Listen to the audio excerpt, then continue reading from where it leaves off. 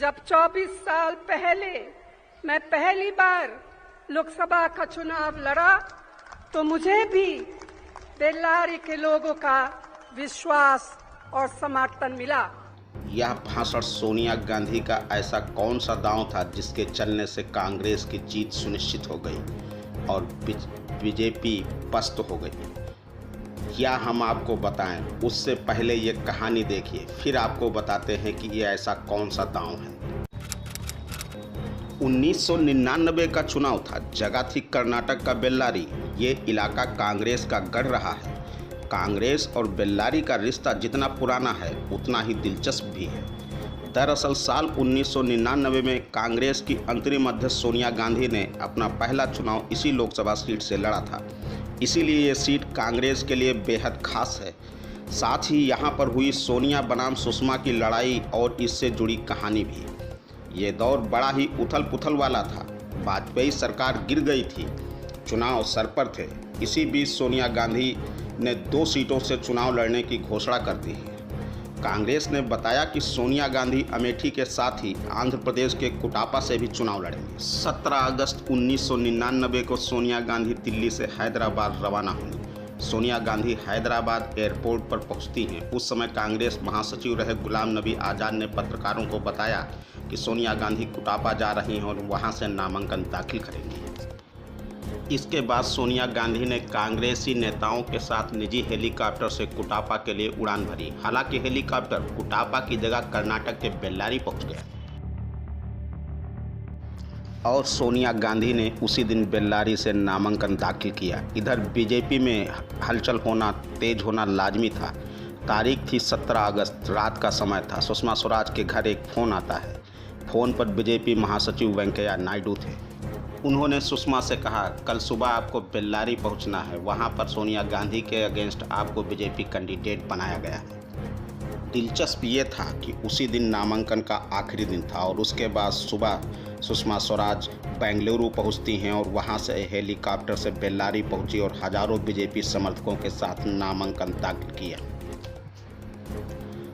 बता दें, बेल्लारी का राजनीतिक इतिहास काफ़ी उतार चढ़ाव भरा रहा है। यही वो लोकसभा सीट है जहां से साल 1999 में सोनिया गांधी और सुषमा स्वराज आमने सामने आई थी और सुषमा स्वराज ने सोनिया गांधी को हराने के लिए 1 महीने के अंदर ही कन्नड़ सीख सबका दिल जीत लिया था। स्वराज ने पहली बार प्रचार के दौरान सोनिया गांधी के विदेशी मूल का मुद्दा उठाते हुए कहा था कि प्रियंका अपनी मां के लिए वोट मांग रही हैं और मैं भारत माता के लिए वोट मांग रही हूं, कृपया भाजपा को वोट दें। सोनिया जी का दावा है कि वह इस देश की नागरिक हैं। हाँ, वह एक नागरिक हैं और हम उन्हें वह प्यार, विश्वास और सम्मान देंगे जिसकी वह हकदार हैं। लेकिन अगर वह इस देश का प्रधानमंत्री बनना चाहती हैं तो हमारा जवाब ना होगा।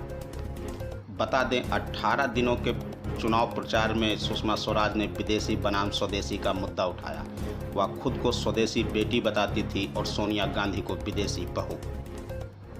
दरअसल बीजेपी की दिग्गज नेत्री व पूर्व विदेश मंत्री सुषमा स्वराज ने अपने जीवन काल में 4 राज्यों में 11 चुनाव लड़े, पर बेल्लारी का चुनाव काफ़ी चर्चित रहा था।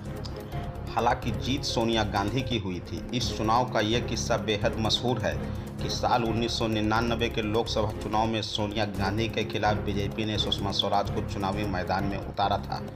उस समय सुषमा स्वराज ने चुनाव को जीतने के लिए एड़ी चोटी तक का पूरा दम लगा दिया था। उन्होंने वहां के लोगों से बातचीत करने और उनकी परेशानियों को सुनने के लिए कन्नड़ सीखनी शुरू कर दी थी। हैरानी की बात यह है कि वो 1 महीने के अंदर कन्नड़ सीखने में सफल भी रही थी। इसके बाद क्या था, मैदान में उतरी सुषमा स्वराज ने चुनावी रैलियों में धारा प्रवाह कन्नड़ में भाषण देना शुरू कर दिया। उन्हें हिंदी भाषी नेताओं की तरह कर्नाटक में ट्रांसलेटर की जरूरत नहीं पड़ती थी। सुषमा की रैलियों में एक बार अटल बिहारी वाजपेयी पहुंचे और वहां उन्होंने देखा कि सुषमा स्वराज रैलियों में कन्नड़ में ज़बरदस्त भाषण दे रही हैं। अटल बिहारी वाजपेयी को उस वक्त काफ़ी हैरानी भी हुई और उन्होंने रैलियों में उनकी काफ़ी तारीफ भी की थी। कन्नड़ में भाषण देने के चलते सुषमा ने न केवल बेल्लारी बल्कि कर्नाटक की जनता का भी दिल जीत लिया था। हालांकि उस क्षेत्र में कांग्रेस की पैठ इतनी मजबूत थी कि सुषमा स्वराज को 56,000 वोटों से हार का सामना करना पड़ा था। लेकिन इस हार में भी सुषमा की जीत देखी गई, क्योंकि सोनिया गांधी उस समय प्रधानमंत्री पद की दावेदार थीं। आमतौर से प्रधानमंत्री पद के दावेदार के जीत का अंतर 1 लाख से ज़्यादा ही होता है। मीडिया रिपोर्ट की माने तो सुषमा ने कहा भी था कि अगर हार जीत की वोटों का अंतर 50,000 के आसपास का रहता है तो जीत मेरी ही मानी जाएगी। वहीं बीजेपी की सुषमा स्वराज को हराने के बाद सोनिया गांधी ने बेल्लारी लोकसभा सीट को छोड़ दिया और अमेठी को चुना। तो ये थी वो कहानी जिसका जिक्र सोनिया गांधी ने आज किया है। उन्हें आज भी भरोसा है बेल्लारी की जनता पर, इसलिए उन्होंने 24 साल पहले की घटना का जिक्र किया है। और शायद यह इसी का परिणाम भी है कि आज कर्नाटक के विधानसभा चुनाव में सभी सर्वे व एग्जिट पोल में कांग्रेस स्पष्ट बहुमत की सरकार बनाती हुई दिख रही है।